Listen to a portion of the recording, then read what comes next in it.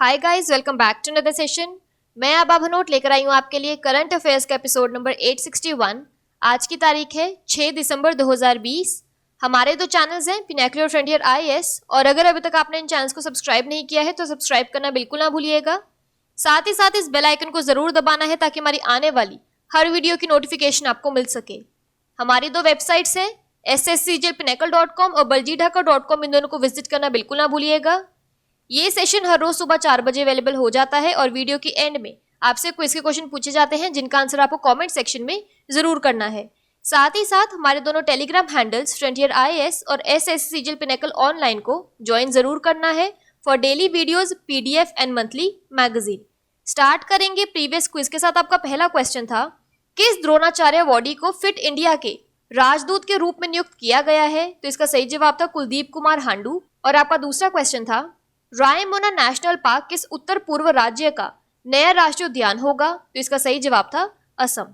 Start करेंगे आज के सेशन के पहले क्वेश्चन के साथ।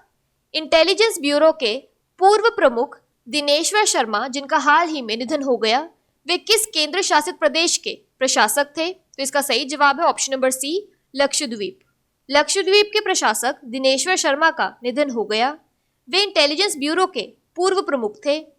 पीएम मोदी ने 2017 में दिनेश्वर शर्मा के नेतृत्व में जम्मू कश्मीर में शांति बहाल के लिए एक कमेटी का गठन किया था, जिसके बाद सरकार ने अनुच्छेद 370 हटाकर वहां केंद्र शासित प्रदेश कर दिया। केरल कैडर के 66 वर्षीय सेवानिवृत्त आईपीएस अधिकारी को अक्टूबर 2019 में लक्षद्वीप केंद्र शासित प्रदेश का प्रशासक नियुक्त किया गया था। उन्हें 1997 में सराहनीय सेवा के लिए भारतीय पुलिस पदक और 2003 में राष्ट्रपति पुलिस पदक के लिए विशिष्ट सेवा से सम्मानित किया गया। यहाँ पर क्विक रिवीजन की बात करें तो भाजपा की वरिष्ठ नेता मृदुला सिन्हा का हाल ही में निधन हो गया। वह किस राज्य की पहली महिला राज्यपाल थी? तो इसका सही जवाब था गोवा। बात करें लक्षद्वीप की तो इसकी कैपिटल है कवरत्ती। अगला प्रश्न है, FICCI के नए अध्यक्ष के रूप में किसे चुना गया है? तो इसका सही जवाब है option number B, Uday Shankar.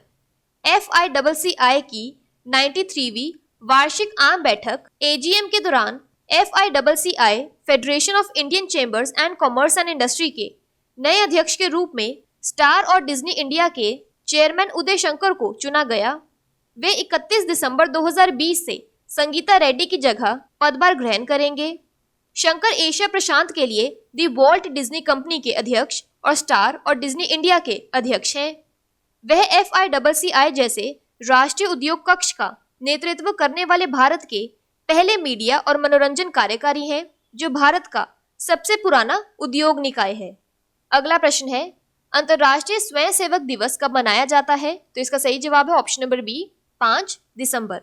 सामाजिक और आर्थिक विकास के लिए अंतर्राष्ट्रीय स्वयंसेवक दिवस 5 दिसंबर को प्रतिवर्ष दुनिया भर में अंतर्राष्ट्रीय स्तर पर मनाया जाता है। यह आयोजन उत्सव सभी व्यक्तिगत स्वयंसेवकों और स्वयंसेवकों के संगठनों को अंतर्राष्ट्रीय, राष्ट्रीय और स्थानीय स्तरों पर उनके योगदान को दिखाने का एक बड़ा अवसर प्रदान करता है। यह दिन संयुक्त राष्ट्र महासभा द्वारा 1985 में अनिवार्य किया गया था। अंतर्राष्ट्रीय स्वयंसेवक दिवस 2020 की थीम है together we can through volunteering. इस साल का फोकस कोविड-19 महामारी पर है, जिसने दुनिया भर के लोगों को अभूतपूर्व संकट में डाल दिया है। अगला प्रश्न है, द पेशेंट असेसिन नामक पुस्तक किसने लिखी है? तो इसका सही जवाब है option number B, Anita Anand. British भारतीय पत्रकार और लेखक अनीता आनंद की पुस्तक द ब्रिटिश असेसिन ने यूके में एक प्रतिष्ठित इतिहास साहित्य पुरस्कार जीता है। The patient assassin a true tale of massacre, revenge and the Raj को प्रतिष्ठित इतिहास साहित्य पुरस्कार प्रदान किया गया है। उन्होंने इतिहास के लिए प्रतिष्ठित पेन हैसल टिल्टमैन प्राइज 2020 जीता है। आनंद राजनीतिक पत्रकार हैं और पिछले 20 साल से BBC पर टेलीविजन और रेडियो कार्यक्रम प्रस्तुत कर रही हैं। अगला प्रश्न है, किस भारतीय अमेरिकी डॉक्टर को संयुक्त राज्य अमेरिका के अगले सर्जन जनरल के रूप में नियुक्त किया गया है? तो इसका सही जवाब है ऑप्शन नंबर सी, विवेक मूर्ति। अमेरिका के निर्वाचित राष्ट्रपति जो बाइडेन ने अपने प्रमुख कोविड-19 सलाहकार डॉक्टर विवेक मूर्ति को अगले सर्जन जनरल के रूप में नामित किया है। इससे पहले उन्हें इस भूमिका के लिए ओबामा प्रशासन के दौरान नियुक्त किया गया था, पर ट्रंप प्रशासन के दौरान उन्हें अचानक छोड़ना पड़ा था। 43 वर्षीय भारतीय अमेरिकी चिकित्सक बाइडेन के कोविड-19 सलाहकार बोर्ड के 3 सह अध्यक्षों में से एक हैं। सर्जन जनरल 4 साल का कार्यकाल पूरा करता है और सार्वजनिक स्वास्थ्य के मुद्दों पर सरकार का शीर्ष अधिकारी होता है। बात करें यूएसए की तो इसकी कैपिटल है वॉशिंगटन डीसी और करेंसी है यूएस डॉलर। अगला प्रश्न है, हाल ही में वैश्विक शिक्षक पुरस्कार 2020 किसने जीता है? तो इसका सही जवाब है option number B, Ranjit Singh Disale. Maharashtra के रणजीत सिंह डिसाले को इस वर्ष $1 मिलियन का ग्लोबल टीचर अवार्ड मिला है। यह सम्मान पाने वाले वह पहले भारतीय हैं। डिसाले को लड़कियों की शिक्षा को बढ़ावा देने और QR कोडेड किताबों के माध्यम से शिक्षा के क्षेत्र में किए गए कार्यों के लिए इस पुरस्कार से सम्मानित किया है। उनके द्वारा सुझाए गए प्रणाली द्वारा मानव संसाधन विकास मंत्रालय ने 2018 में सभी राष्ट्रीय शिक्षा अनुसंधान और प्रशिक्षण परिषद NCERT की पाठ्य पुस्तकों के लिए QR कोड लाया था। पहला पुरस्कार 2015 में प्रदान किया गया है। अगला प्रश्न है, पेटा इंडिया द्वारा किस अभिनेता को पर्सन ऑफ द ईयर के खिताब से सम्मानित किया गया है? तो इसका सही जवाब है option number B, John Abraham. अभिनेता जॉन इब्राहिम को भारत के ethical treatment of animals PETA के लिए पर्सन ऑफ द ईयर के खिताब से नवाजा गया है। 2020 में जॉन ने ई रिटेलर क्विकर से आग्रह किया था कि वह जीवित जानवरों का व्यापार करना बंद कर दें। पिछले कुछ वर्षों में उन्होंने पेटा इंडिया के साथ मिलकर पशु सर्कस पर प्रतिबंध लगाने, पिंजरों में पक्षियों को नहीं रखने का आग्रह किया था। सम्मान पाने वालों में राजनेता शशि थरूर, सुप्रीम कोर्ट के पूर्व justice KS Panicker Radhakrishnan, cricketer Virat Kohli और अभिनेता अनुष्का शर्मा शामिल है।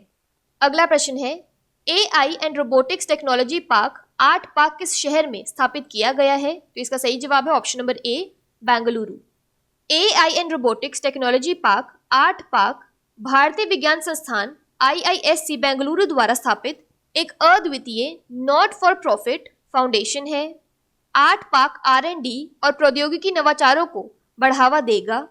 यह भारत में अद्वितीय समस्याओं पर ध्यान केंद्रित करते हुए स्वास्थ्य, शिक्षा, गतिशीलता, बुनियादी ढांचे, कृषि, खुदरा और साइबर सुरक्षा में मिशन मोड R&D परियोजनाओं को निष्पादित करके कृत्रिम बुद्धिमत्ता, AI और रोबोटिक्स में अग्रणी प्रौद्योगिकी नवाचारों को बढ़ावा देगा। आर्ट पार्क डेटा सेतु को विकसित करेगा, जो डेटा साझा करने के लिए गोपनीयता के संरक्षण ढांचे को सक्षम करेगा और डेटा शेयरिंग पारिस्थितिकी तंत्र को फैलाने वाले एनालिटिक्स चलाएगा। यहाँ पर एक क्विक रिवीजन की बात करें तो किस राज्य सरकार ने राज्य के 31वें जिले के रूप में विजयनगर के निर्माण की स्वीकृति दी है? तो इसका सही जवाब है कर्नाटक। बात करें कर्नाटका की तो इसके डैम्स और रिवर्स में आता है कृष्णा राजासागर कावेरी, तुंगभद्रा डैम तुंगभद्रा और Almaty dam Krishna. National parks में आता है Nagarhole national park, आंशी national park और बनरघट्टा नेशनल पार्क। कर्नाटका की कैपिटल है बेंगलुरु, गवर्नर है वाजुभाई वाला, चीफ मिनिस्टर है BS Yediyurappa. UNESCO world heritage sites में आता है हम्पी मॉन्यूमेंट्स और पतरडकल मॉन्यूमेंट्स। अगला प्रश्न है, फाइबर ऑप्टिक्स के जनक कहे जाने वाले सिख एक्टिविस्ट जिनका हाल ही में निधन हो गया वह कौन था? तो इसका सही जवाब है option number B, Narendra Singh Kapany. प्रसिद्ध भौतिक विज्ञानी और सिख कार्यकर्ता नरेंद्र सिंह कपानी का हाल ही में निधन हो गया। वह 94 वर्ष के थे।